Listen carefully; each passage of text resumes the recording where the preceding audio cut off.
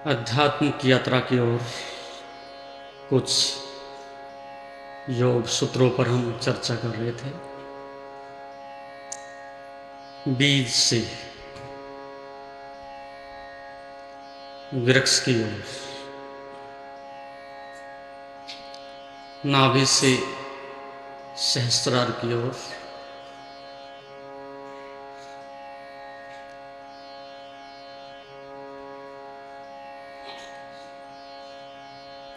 इस संदर्भ में कुछ बातें और हम आगे बढ़ाते हुए एक घटना के माध्यम से कुछ समझाने का प्रयास। प्राचीन काल में पर्शिया के राजा विस्तस्मा अपने पड़ोसी राजा से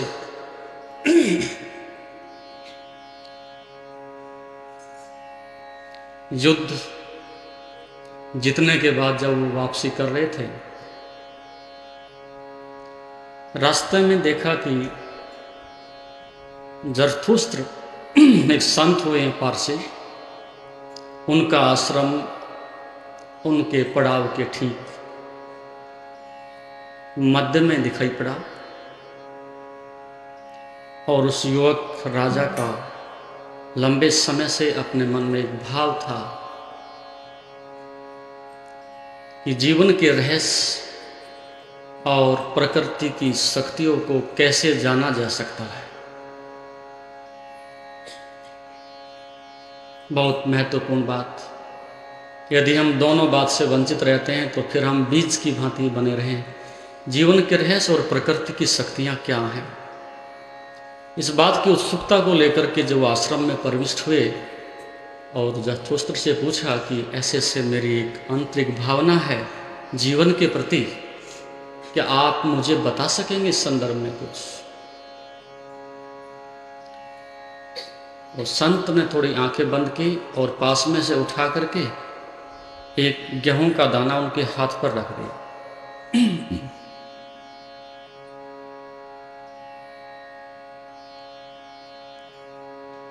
क्योंकि संत की शैली ऐसी थी कि वो कोई शास्त्र से या किसी योग विज्ञान से कुछ नहीं सिखाते थे। उनकी फैली हुई प्रकृति ही अपनी पुस्तक होती थी। और जो लोग भी वहाँ ब्रह्म विद्या ग्रहण करने के लिए आते थे, उनको उस प्रकृति से ही सीखना पड़ता था। और संसार में प्रकृति से विशाल पुस्तक कोई नहीं हो सकती। सर्वत्र ज्ञान बिखरा पड़ा है, आप जिधर चाहो उधर से बटोर सकते हो। लेकिन राजपुत्र होने के नाते उसके मन में एक बहुत बड़ी आकांक्षा थी, आपके मन में भी होगी। यदि आप कहीं किसी संत से ज्ञान लेने के लिए जाएं और आपके हाथ पर ले जाकर कोई चावल का दाना रख दे या गेहूं का दाना रख दे तो बुद्धि और भी उलझ जाती है। स्वाभाविक आप एक लंबा उपदेश चाहेंगे, कोई यौगिक प्रक्रिया चाहेंगे, कुछ भी ऐसा हो। लेकिन संत ने उठा करके गेहूं का दाना उनके हाथ पर रख दिया। राजपुत्र ने उसको अपना अपमान समझा कि उपहास कर रहे हैं। मैंने तो जीवन के रहस्य और प्रकृति की शक्तियों की बात की। वो पुनः राजपुत्र ने एक बार निवेदन किए कि इस प्रकार की भाषा मैं नहीं समझता और मेरे पास इतना समय भी नहीं है। कई महीने से मैं राज्य से बाहर हूँ, युद्ध लड़ कर के आ रहा हूँ। बहुत सारे कार्य हैं जो स्थगित हो गए हैं, उनको मैं जल्दी से पूरा करना चाहूँगा। पुनः एक बार आप मेरे लिए कुछ कहें। उन्होंने फिर वो एक दाना उनके हाथ पर फिर थमा दिया और वो क्रोधित होकर के वहाँ से वापस लौटे। कुछ वर्षों के बाद जैसे जैसे समय व्यतीत होता है, युवावस्था बीत चुकी। अब प्रौढ़ अवस्था से वृद्ध अवस्था की ओर जाने का जब समय हुआ तो वो बैठ कर के चिंतन करते हैं कि मैंने इतना विस्तार किया है राज्य का, धन का, लेकिन अंदर से जो अतृप्ति है, बेचैनी है, रुग्णता है, वो बढ़ती जा रही है। और अब लगता है कि मृत्यु किसी भी दिन आकर के अपना कार्य पूरा कर सकती है। और जो मैं चाहता था इस जीवन के रहस्य को और प्रकृति की शक्तियों को जानने के लिए, उस संदर्भ में कुछ भी नहीं हो सका। फिर एक बार प्रयास किया जाए, क्योंकि काफ़ी दूर दूर से लोग उस संत की प्रशंसा करने के लिए उनके पास तक संदेश लेकर के आते थे। उनके मन में फिर भाव उठा, हो सकता है कि उस समय मैं युवा अवस्था में था, मेरे लिए उन्होंने ये उचित समझा होगा, फिर से प्रयास किया जा सकता है। और फिर उन्होंने एक बहुत बड़ा काफिला वहाँ से काफ़ी धन बल के साथ वहाँ तक भेजा और अपना एक पत्रक भेजा कि मैं युवा अवस्था में थोड़ा स्मरण दिलाया, ज्ञान के लिए आपके आश्रम में आया और मुझे उसके बदले में एक गेहूं का दाना, क्या आप मेरे लिए कुछ ऐसा कर सकेंगे कि मैं आपके उत्तर से संतुष्ट हो जाऊं, आपके उत्तर से मेरा समाधान हो जाए। कई महीने के बाद जब वहाँ काफिला पहुंचा पूरा, तो उन्होंने पत्रक दिया और संत ने उनसे कहा कि पहली तो बात, खजाने की बात जो मेरे लिए भेजा है, मैंने वो खजाना ठीक से जान लिया है कि फिर कोई और खजाना जानने के लिए शेष नहीं रहता, ये धन तो वापस कर दिया जाए।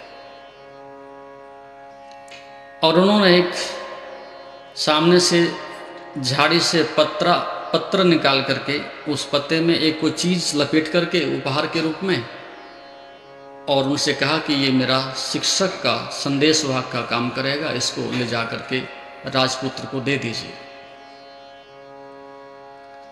उन्होंने ला करके वो उपहार उनको भेंट किया। उन्होंने खोल करके देखा तो वही गेहूं का दाना। फिर भी अब थोड़ी समझ उनकी परिपक्व हो चुकी थी कि शायद उन्होंने जो कहा कि ये तुम्हारा शिक्षक के रूप में, तो शायद यही कुछ बोलेगा, यही कुछ चमत्कार करेगा, यही कुछ मुझे समझाएगा। ऐसे आदर की भावना के साथ मैं एक स्वर्ण की डिब्बी में उसको बंद करके अपने पूजा गृह में सजा करके उसको रखा। वो प्रतिदिन जाते हैं, हाथ जोड़ के बैठते हैं, प्रतीक्षा करते हैं, शायद कुछ आएगा, शायद कुछ आएगा, कुछ चमत्कार होगा, कुछ संदेश मेरे पास तक पहुंचेगा। लेकिन कई वर्ष बीतने के बाद भी उसको कोई सफलता नहीं मिली। फिर वो काफ़ी व्यथित होते हैं, कुपित होते हैं और अंत में फिर यही निर्णय करते हैं कि इसका अर्थ ये है कि ठीक से मेरे प्रश्न का ये संत उत्तर नहीं जानता।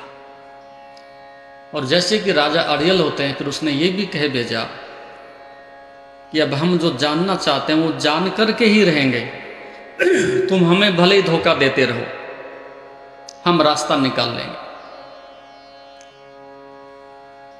फिर इस तस्मा ने एक बहुत बड़ा काफिला भारत को भेजा, पर्सिया से।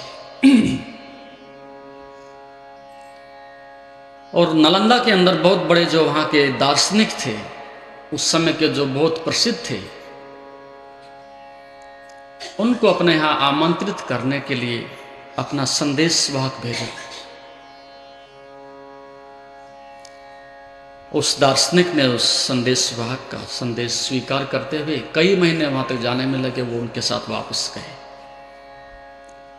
और जाते ही जब दोनों आपस में मिले तो परिचय में उनका धन्यवाद करते हुए भारतीय दार्शनिक ने कहा कि आपने मुझे अपने शिक्षक के रूप में मुझे चुना है, इसके लिए मैं आभारी हूँ, लेकिन इसके लिए मैं कम आया हूँ और मैं अपना सौभाग्य समझूंगा कि जो जरथुस्त्र जो संत है यहाँ का, इस बहाने से मैं उनके दर्शन कर पाऊंगा। उनको अंदर से थोड़ी और बेचैनी पैदा हुई। उन्होंने कहा इसी की बीमारी से तो मैं ग्रसित हूँ, इसी व्यक्ति ने मुझे इतना धोखा दिया है और आप भी इतने प्रभावित हो उस व्यक्ति से, तो फिर शायद मैंने गलत शिक्षक चुना है। उन्होंने कहा नहीं, कोई बात नहीं, आपको क्या उपदेश दिया? कि उपदेश वो सोने की डिबिया अंदर से उठा करके लाए और वो गेहूं का दाना उनके हाथ पर रख दिया कि ये उपदेश है।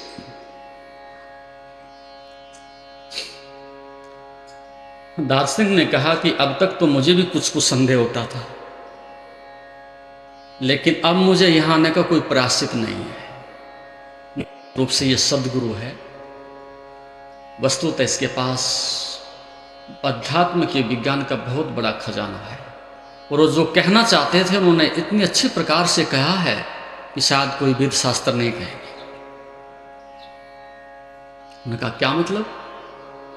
बोला मतलब ये है कि दो संभावनाएं हैं, या तो सत्य सब जगह होना चाहिए और इसके ठीक विपरीत, या फिर वो कहीं भी नहीं होना चाहिए। एक तो ये कहना चाहते हैं कि सत्य सार्वभौमिक है, यदि मनुष्य के अंदर ही होता तो ये बेईमानी है। वो प्रत्येक जगह आप कहीं भी जाओ, और उन्होंने एक गेहूं का दाना दिया है, यदि एक पत्ता भी तोड़ करके भेज देते तो भी संदेश पहुंच जाता, क्योंकि जब हम तोड़ते तोड़ते पहुंचते हैं तो वहीं तक उसी से हमारा मिलन होता है। जो कुछ अनावश्यक है वो नीचे गिर जाता है, और जो उसका स्वरूप है वही वास्तविक रूप में बचता है। तो आपने इस संदेश ठीक से पढ़ा नहीं। जो कहना चाहते थे, जो आपने ये गेहूं का दाना एक डिब्बा में बंद करके रखा हुआ है, उसमें रखने की आवश्यकता नहीं थी। फिर इसके लिए उपयुक्त जगह थी, एक खेत में ले जाकर के आप उसको भूमि में डाल देते, और इसके अंदर जो जीवन की संभावनाएं हैं वो प्रस्फुटित होकर के एक नन्हे से पौधे के रूप में बाहर विकसित होकर के आकाश में आ जाती। ये पृथ्वी से आकाश की यात्रा पर निकल जाता है।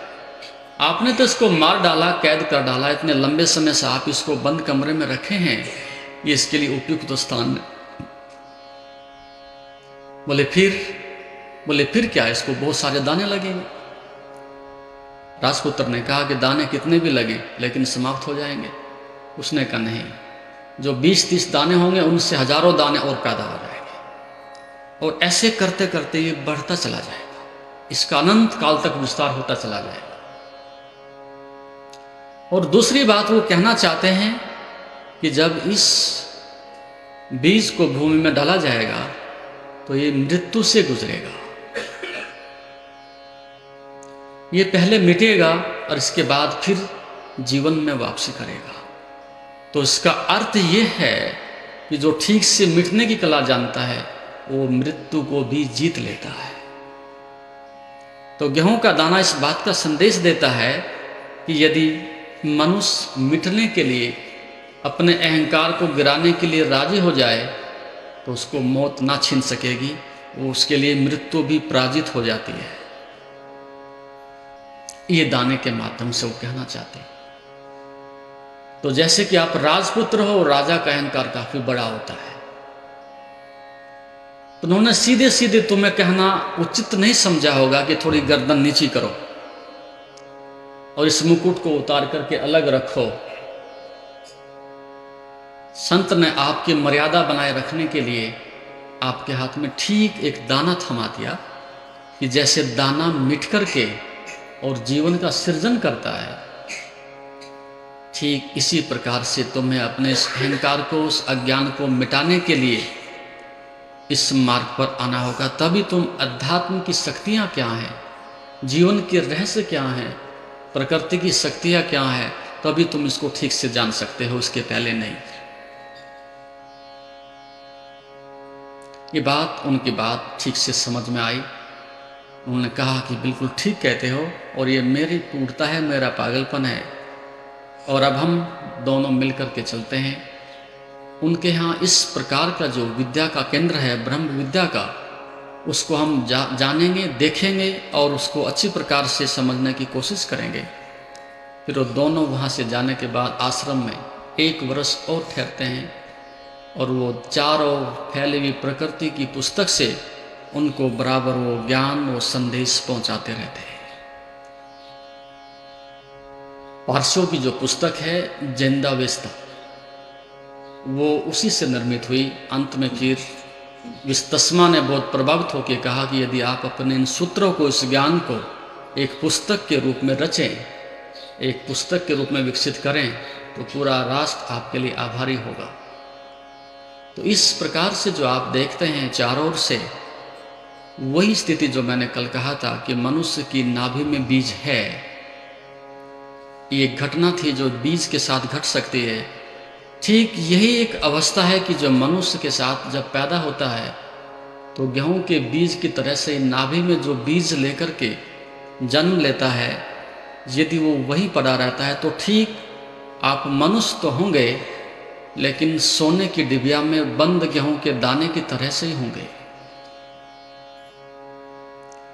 उसके बाहर यदि आपको लाया जा सके, आपको उपयुक्त भूमि दी जा सके, आपके जीवन को उस आकाश की यात्रा की ओर निकलने के लिए कोई साधन बनाया जा सके, तो आपके पास वो पूरी संभावना है जिसके लिए आप आगे बढ़ सकते हो। अन्यथा आप उस बीज की भांति अपने जीवन से वंचित रहोगे। जो एक संभावना थी इस आनंद को, इस सत्य को जानने की, वो तुम्हारी समाप्त हो जाती है। तो उसके लिए जो अगला पड़ाव होता है, जैसा कि मैंने आपको बताया, हाँ कहने का एक पड़ाव था, वहाँ से हम आरंभ करते हैं। इसके बाद अगला पड़ाव होता है श्रद्धा का। हाँ कहने से श्रद्धा बढ़ती है, एक स्वीकृति के भाव से श्रद्धा बढ़ती है। जब आप ग्रहणशील बनते हो तो श्रद्धा बनती है। जब आप सीखने की क्षमता अर्जित करते हो तो श्रद्धा बढ़ती है। और उसके लिए गुरु एक उपयुक्त माध्यम होता है। यदि आप गुरु के प्रति नहीं खुलते, यदि आप गुरु की शिक्षा के ज्ञान के प्रति ग्रहणशील नहीं बनते, यदि आप एक गर्भ की भांति रिक्त नहीं होते, तो आप कभी भी उस ज्ञान को, उस जीवन के रहस्य को, उन आंतरिक शक्तियों को जानने में सफल नहीं हो सकेंगे जिनकी हम अभी चर्चा कर रहे थे। तो दो संभावनाएं हैं, या तो आप तर्क से इनकार कर सकते हो। नहीं कहने के लिए तर्क चाहिए और हाँ कहने के लिए, स्वीकृति के लिए श्रद्धा चाहिए। लेकिन सही दिशा में बढ़ा हुआ तर्क भी मनुष्य को श्रद्धा तक ले आता है, और गलत दिशा में गया हुआ तर्क भी मनुष्य को आत्महत्या तक पहुंचाता है। ये दो दृष्टिकोण हैं। तर्क से मनुष्य को हराया तो जा सकता है, लेकिन उसको कभी सत्य की ओर नहीं भेजा जा सकता। तर्क मनुष्य को, उसकी वाणी को बंद कर सकता है, लेकिन वो समाधान नहीं दे सकता। तो तर्क जब कुतर्क बन जाता है, जब तर्क अहंकार का रूप धारण कर लेता है, उस समय मनुष्य के लिए बहुत विध्वंसकारी सिद्ध होता है। लेकिन तर्क जब सत्य को जानने के लिए प्रयोग किया जाता है, तो वो श्रद्धा के लिए एक नए द्वार खोलता है। जब ऋषि नेति का प्रयोग करते हैं, तो उसका अर्थ ये होता है जो अनावश्यक है। नेति का अर्थ ये है जो संसार में स्वाभाविक रूप से अपरिवर्तनशील अवस्था में नहीं है, अर्थात जो परिवर्तित है, उसके लिए नेति कह करके वो कहना चाहते हैं कि तर्क नहीं, आपको उस श्रद्धा तक, सत्य तक पहुंचने के लिए जो भी आपने अनावश्यक इकट्ठा किया है, वो सब गिरा देने की हिम्मत होनी चाहिए। तो तर्क से श्रद्धा की यात्रा की ओर आगे बढ़ते हैं। और गुरु का अर्थ ये होता है कि जिनके ऊपर हमारा संदेह समाप्त हो जाए, तर्क सरणी गिर जाए, कुतर्क समाप्त हो जाए, और हम स्वयं की अज्ञानता को और मूढ़ता को इस दृष्टिकोण से अनुभव कर सकें कि हमारा तर्क उस सत्य तक हमें नहीं ले जा सकता। हमारे पास स्वयं कितनी समझ नहीं है, तो स्वाभाविक है कि हम गुरु के बताए हुए ज्ञान को, उनके अनुभव को आगे ले जाने के लिए उसके ऊपर हम अपनी श्रद्धा ले आएं। श्रद्धावान लभ्यते ज्ञानम, जैसा कि गीता में कहा कि श्रद्धावान को ज्ञान होता है, लेकिन ज्ञान इतना आसान नहीं, श्रद्धा इतनी आसान नहीं। अभी भी जो तुम्हें लगता है कि हमारी श्रद्धा है, वो श्रद्धा कम और संदेह अधिक होता है। बहुत मुश्किल होता है ऐसा कि हम आंख बंद करके किसी को समर्पित हो जाएं, स्वयं को गिराने के लिए, झुकाने के लिए राजी हो जाएं। ऐसा इतिहास में बहुत कम होता है। क्योंकि अतीत की हमारी जितनी भी शिक्षा है, सारी की सारी शिक्षा कनिंगनेस की है, हमें चालाक और चतुर बनाने की है। पूरी शिक्षा संदेह की है, पूरी शिक्षा नकार देने की है, पूरी शिक्षा दूसरे व्यक्ति की आलोचना करने की है, संपूर्ण शिक्षा निंदा करने की है।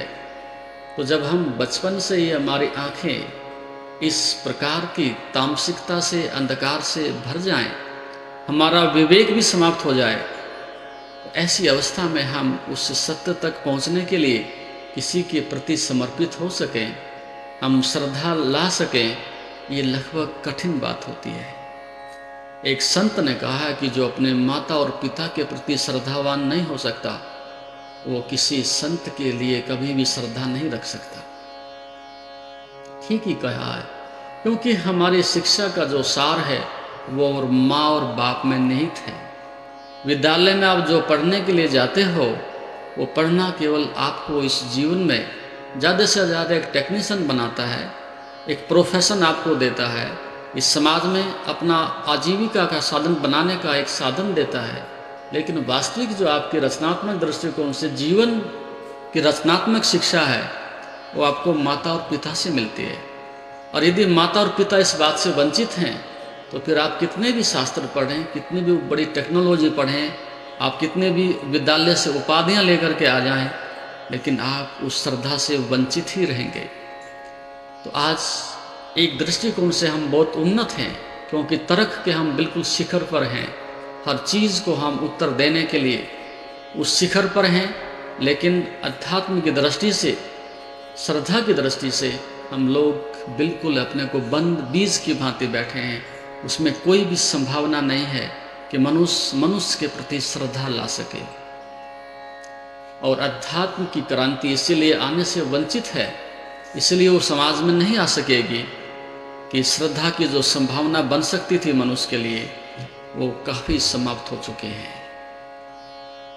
जब तक कि समाज में इस प्रकार की व्यवस्था ना हो कि हम उस श्रद्धा को वापस न लौटा सकें, तो योग इस बात की संभावना है, योग के द्वारा मनुष्य को श्रद्धा तक लाने के लिए एक यात्रा से, एक पड़ाव से आपको गुजरना पड़ता है। और वो पड़ाव क्या है कि हम नाभि से एक कदम खिसक करके यदि हम हृदय की ओर बढ़ जाते हैं, तो वहाँ श्रद्धा का जन्म होता है। जब तक आपकी संपूर्ण शक्तियाँ प्रकृति की ओर आकर्षित रहती हैं, नाभि की ओर आकर्षित रहती हैं, उतने तक आप कभी भी श्रद्धा के द्वार में प्रवेश नहीं कर सकते। उसके लिए सबसे पहले आवश्यकता है आपके अंदर एक शिष्यत्व की। यदि शिष्यत्व को आप उपलब्ध नहीं होते, तो श्रद्धा का काम है कोई प्रश्न ही पैदा नहीं होता। और शिष्यत्व के लिए सबसे पहले आवश्यक है कि आपके पास एक सम्यक केंद्र होना चाहिए। सम्यक केंद्र होना चाहिए। सम्यक क्या मतलब? विधायक। एक ऐसा विधायक केंद्र होना चाहिए जहां से आप खड़े होकर के देख सकें। मनुष्य के अंदर दोनों प्रकार की संभावना है। यदि उसके असम्यक केंद्र अर्थात नकारात्मकताएं पैदा होती हैं, तो इतनी हिंसात्मक शक्तियां पैदा हो सकती हैं कि मनुष्य अपने जीवन का विनाश कर सकता है, दूसरों का विनाश कर सकता है। और यदि आध्यात्मिक दृष्टिकोण से सम्यक केंद्र अर्थात विधायक शक्तियाँ, विधायक केंद्र उसके विकसित हो जाएं, तो उसके पास उस परम सत्य को जानने के लिए बहुत सारी संभावनाएं प्रकट हो जाती हैं। तो अध्यात्म के मार्ग में आप पढ़ें, आगे बढ़ें, उसके लिए आवश्यक होता है कि एक सम्यक केंद्र आपके पास होना चाहिए, जहाँ से आप खड़े होकर के निरीक्षण कर सकें, जहाँ से खड़े होकर के आप ठीक से समस्या को देख सकें। यदि आपके पास ऐसा नहीं है, तो स्वाभाविक रूप से आप अपने अध्यात्म के जीवन में असफल हो जाएंगे। आप कोई भी संकल्प करते हो, थोड़े समय के बाद वो समाप्त हो जाता है। कोई भी व्रत लेते हो, कुछ समय के बाद बिखर जाता है। और जो व्यक्ति आत्मवान नहीं है, जो संकल्पवान नहीं है, वो व्यक्ति कभी भी आगे नहीं बढ़ सकता। तो संपूर्ण योग की यात्रा ये है कि आप संकल्पवान बन सकें। और संकल्प आपके पास है नहीं, एक सेकंड के बाद फिर आपकी मनस्थिति बदल जाती है। एक संकल्प विकल्प में बदलता है, विकल्प से फिर वो संकल्प में बदल जाता है। इसी प्रकार से हम एक यात्रा से दूसरी यात्रा पर जैसे निकलते हैं, आगे चल करके फिर मार्ग बंद हो जाता है। तो श्रद्धा तब होती है कि जब आपके पास एक संकल्प हो, एक दिशा में बढ़ने के लिए आपके पास साहस हो, उस दिशा में तभी आप आगे जा सकते हो। जैसा कि विज्ञान देखता है, विज्ञान जानता है, यदि आप एक लकड़ी के टुकड़े को नदी में डाल देते हो तो उसका एक हिस्सा ऊपर होता है, 9 हिस्से अंदर होता है। ठीक वही स्थिति मनुष्य के मन की होती है। आपका 9 गुना मन अनकॉन्शियस माइंड होता है, अचेतन मन होता है, और केवल एक छोटा सा जो हिस्सा होता है वो चेतन मन होता है। जब भी आप कोई भी प्रतिज्ञा लेते हैं, कोई भी व्रत लेते हैं, कोई संकल्प करते हैं, लेकिन वो 9 गुना जो बड़ा आपका अनकॉन्शियस माइंड है, चेतन मन है, उसको देर रात आते आते फिर बिखेर देता है। आपने इतने संकल्प आज तक किए होंगे, इतने व्रत लिए होंगे, प्रतिज्ञा की होंगी, लेकिन आप पाते हैं कि धीरे धीरे सब समाप्त हो जाते हैं और आदमी का अंत में मन निराश हो जाता है, दुखी हो जाता है, क्योंकि एक हिस्सा बहुत छोटा सा और 9 हिस्से बहुत बड़ा उसको धीरे धीरे धीरे समाप्त कर देता है। तो योग की संपूर्ण यात्रा संकल्प की यात्रा है कि आपको जो 8 चरणों में योग को विभाजित किया है भगवान पतंजलि ने, उन 8 भागों में उसको विभक्त करने का अर्थ यही है कि मनुष्य की चेतना पर जो इतने बड़े 9 गुणे जो पत्थर रखे हुए हैं, उनको वहां से हटाने का एक वैज्ञानिक प्रयास किया जाए। तो जब आप यम से नियम से आगे बढ़ते हैं तो उसका अर्थ यही होता है कि धीरे धीरे उस संकल्प को और अधिक संकल्पवान बनाने के लिए, दृढ़ बनाने के लिए एक कदम आपको आगे बढ़ाया जा रहा है।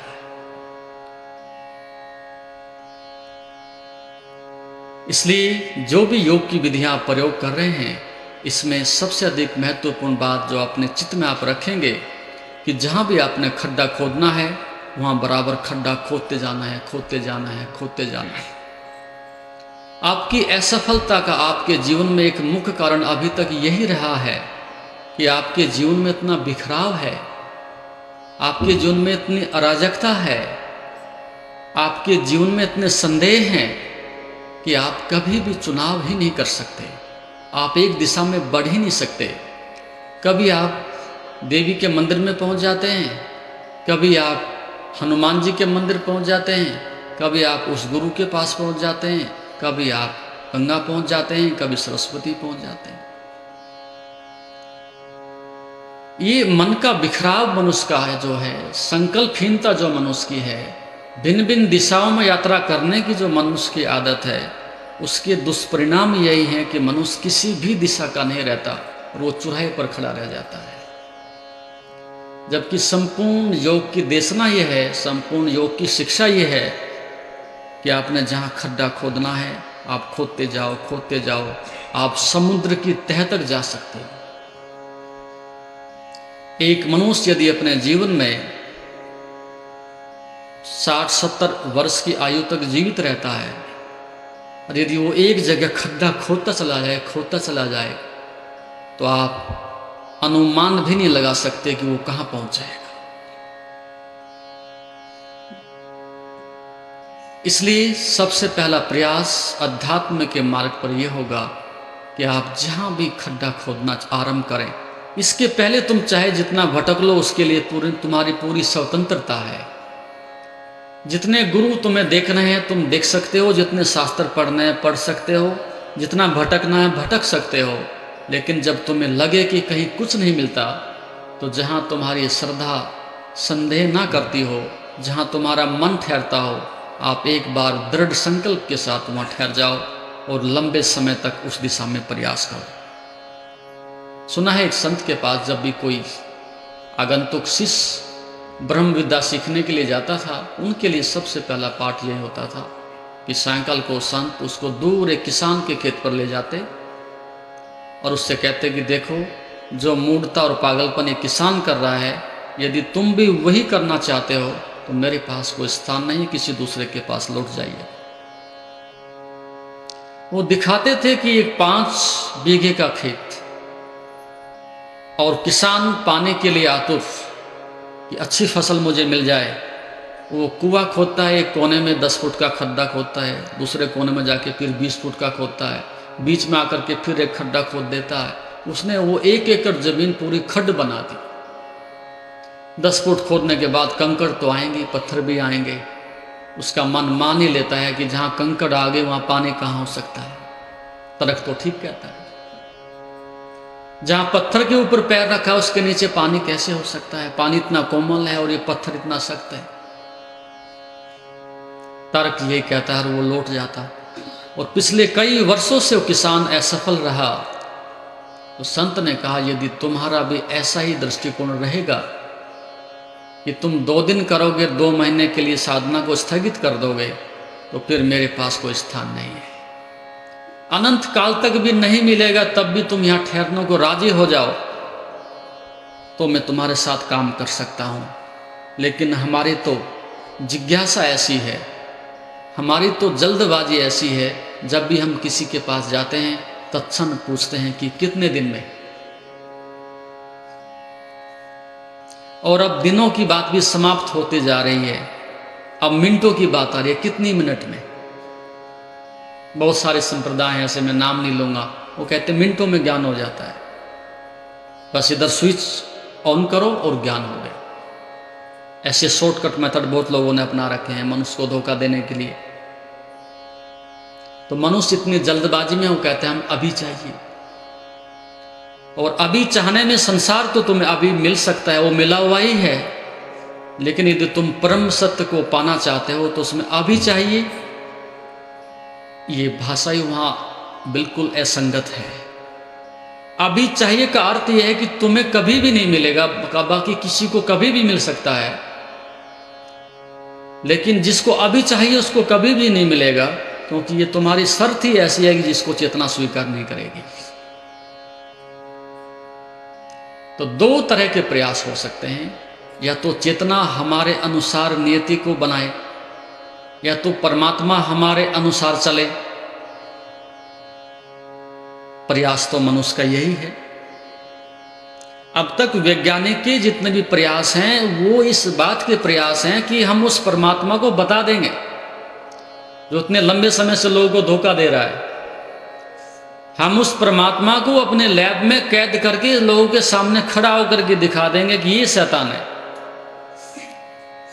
इसके ऊपर मुकदमा चलाया जा सकता है, सजा दी जा सकती है, अपमान किया जा सकता है। एक आक्रोश रहा है वैज्ञानिक के मन में कि जिसको तुमने इतना बड़ा हवा बना रखा है कि सारी सृष्टि को चला रहा है, साथ में आसमान पर बैठा है, सबका कर्ता धर्ता वही है। तो वैज्ञानिक कहता है मूर्खता की बातें बंद करो, ये कर्ता धर्ता हम हैं। तुम्हारे पास फसल नहीं हुआ करती थी, हमने फसल पैदा करके दी है। तुम्हारे पास उन्नत किस्म के बीज नहीं होते थे, बीज हमने पैदा किए हैं। तुम्हारे पास गाय भैंसें नहीं हुआ करती थी, सारी हमने क्रॉस ब्रीड करके दी हैं। तुम्हारे पास बीमारियों का कोई उपचार नहीं होता था, यंत्र हमने सब बना करके दिए हैं। क्या क्या हमने नहीं किया है, चांद तक हमने यात्रा कर डाली है, और तुम्हारा भगवान तो कहीं दिखाई नहीं पड़ता। काम तो सारा हम करें और सरे उसको जाए जो भगवान कर रहा है। कौन सा भगवान कर रहा है? साइंटिस्ट को चुनौती ये रही उसके अहंकार को कि बराबर इस बात के प्रयास करता रहा, लेकिन न्यूटन ने अंतिम समय में एक ईमानदार साइंटिस्ट रहा, उसने इस बात को स्वीकार किया।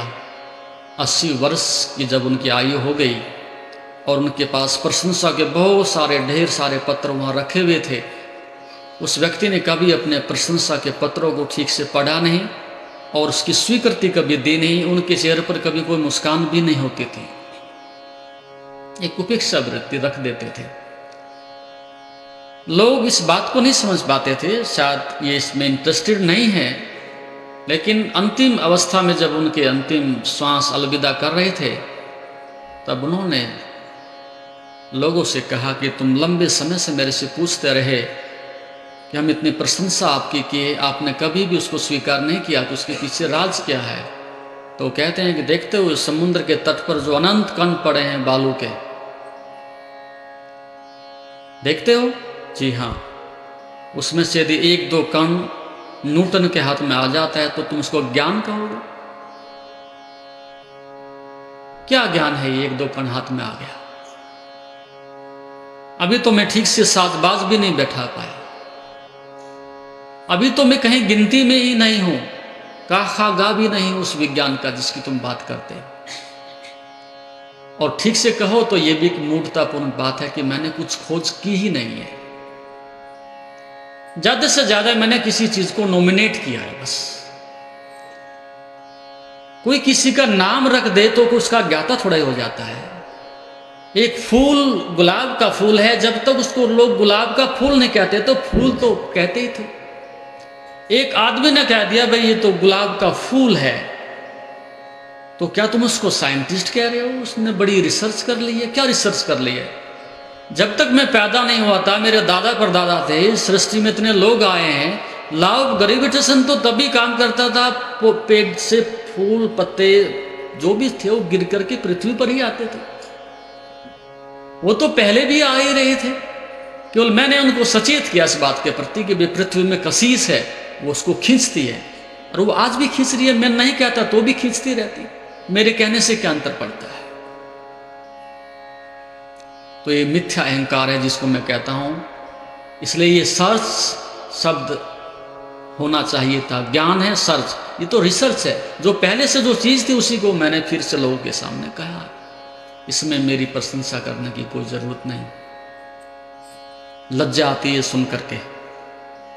तो साइंटिस्ट का भाव ये रहा कि मैं दिखा दूं करके, मैं सिद्ध कर सकूं इस सृष्टि में यदि कोई परमात्मा है तो मेरे रूप में है, बाकी और कोई परमात्मा नहीं है। पीछे एक महिला आई, वो केमिस्ट्री की लेक्चरर थी, उन्होंने कुछ विज्ञान की बात की। मैंने उनसे बात की, मैंने कहा एक बात आप कर सकते हो? बोले जी हाँ। मैंने कहा H2O का फॉर्मूला सब जानते हैं, और इस पूरे संसार में पानी की तराई तराई मच रही है। हाइड्रोजन के 2 मॉलिक्यूल्स और ऑक्सीजन का 1 मॉलिक्यूल, दोनों मिलकर के पानी बनते हैं। ये केमिस्ट्री कहती है, आप भी स्वीकार करते हो। तो क्या आप पानी बना सकोगे? बोले जी नहीं। तो मैंने कहा फिर क्या ज्ञान हुआ, ये क्या उपलब्धि हुई है कि H2O का फॉर्मूला है, तुम पानी नहीं बना सकते? बनाओ पानी। और कई बार और लोग आते तो उनसे मैं पूछ लेता हूं कि भाई तुम पूरे ब्लड का कंपोजिशन जानते हो, खून में इतना कैल्शियम है, इतना मैग्नीशियम है, इतना आयरन है, इतना पोटेशियम है, ये है, बनाओ खून लेबोरेटरी में। आदमी एक रोटी खाता है और खून बनता है, लेकिन तुम नहीं बना सकोगे। इसलिए विज्ञान की दृष्टि से जहां तक बात है, जहां तक प्रकृति के रहस्य की बात है, उसके विषय में अभी हम कुछ भी नहीं जानते हैं। केवल आदमी की 5 से 10% जो बुद्धि है उसका हम प्रयोग करके जी रहे हैं, और 5 और 10% को हम इतना बड़ा चमत्कार मान रहे हैं। यदि आदमी की 100% जो है प्रतिभा काम करने लगे तो अनुमान लगा सकते हैं। 5 से 10% बुद्धि इतनी खुराफात कर सकती है कि आदमी को एटॉमिक पावर पर ले जाकर के खड़ा कर दिया कि लगभग 7 बार प्रलय हो सकती है पूरी सृष्टि की। इतना एटॉमिक पावर है आदमी के पास, 7 बार। एक हाइड्रोजन बम जो है लगभग 40,000 वर्ग मील को साफ कर देता है, 40,000 वर्ग मील। लेकिन फिर भी मनुष्य ने कितना भी विकास किया हो, लेकिन वो रहस्य मनुष्य अभी भी बहुत दूर है। तो श्रद्धा तब लौटती है जब तुम्हारे पास संकल्प हो, जब तुम्हारे सम्यक केंद्र काम करते हो, जब आपको उस प्रकार का संस्कार हो, जब आपके प्राणों में उस सत्य को जानने के लिए प्यास हो, तब श्रद्धा जगती है। और यदि श्रद्धा ना जगे तो आप विद्यार्थी बन सकते हो, आप शिक्षक बन सकते हो, लेकिन शिष्य नहीं बनोगे। शिष्य बनने का अर्थ यही है कि अब मेरा प्रयास पर्याप्त नहीं है, अब मेरा तारक पर्याप्त नहीं है, अब ये मेरी बुद्धि पर्याप्त नहीं है। जो मैं कर सकता था उसको करके मैं थक गया हूं। अब तुम्हारे करने से कुछ हो सके तो उसके लिए मैं अनंत काल तक भी प्रतीक्षा कर सकता हूं। तभी अध्यात्म का मार्ग आगे प्रशस्त हो सकता है। इसलिए वहाँ तक पहुँचने के लिए आपको इस साधना से, इस संकल्प से, श्रद्धा से गुजरना होगा। उतनी दीवानगी, उतनी तड़प आपके अंदर होनी चाहिए। उसके लिए जो साधन है, उस संदर्भ में हम आगे क्या क्या आप दिशा निर्धारित कर सकते हैं, किस प्रकार से एक एक कदम आप आगे बढ़ सकते हैं, उसमें हम प्रयास करेंगे। अभी समय समाप्त होने को है। आप लोग विश्राम करें, सेवा करें। जैसा कि आप जानते हैं, शरीर को स्वस्थ और मन को शांत बनाने के लिए योग ही एकमात्र साधन है। जीवन को योगमय बनाने के लिए व योग दर्शन के मर्म को आत्मसात करने हेतु गुरुदेव के आशीर्वचनों को श्रवण करें। उनके द्वारा दिया गया मार्गदर्शन आपके जीवन में सकारात्मक बदलाव लाएगा। अगर आप पतंजलि योग दर्शन सीखना चाहते हैं और इस प्राचीन ज्ञान को अपने जीवन में शामिल करना चाहते हैं, तो हमसे संपर्क करें। हमारे योग सत्र न केवल आपके शरीर को स्वस्थ बनाएंगे, बल्कि आपके मन और आत्मा को भी संतुलित करेंगे। अधिक जानकारी के लिए हमें नीचे दिए गए विवरणों पर संपर्क करें। हमारे साथ इस योग यात्रा की शुरुआत करें और अपने जीवन को शांति और सकारात्मक ऊर्जा से भरें। धन्यवाद। आपका दिन शुभ हो। ओम नमस्ते।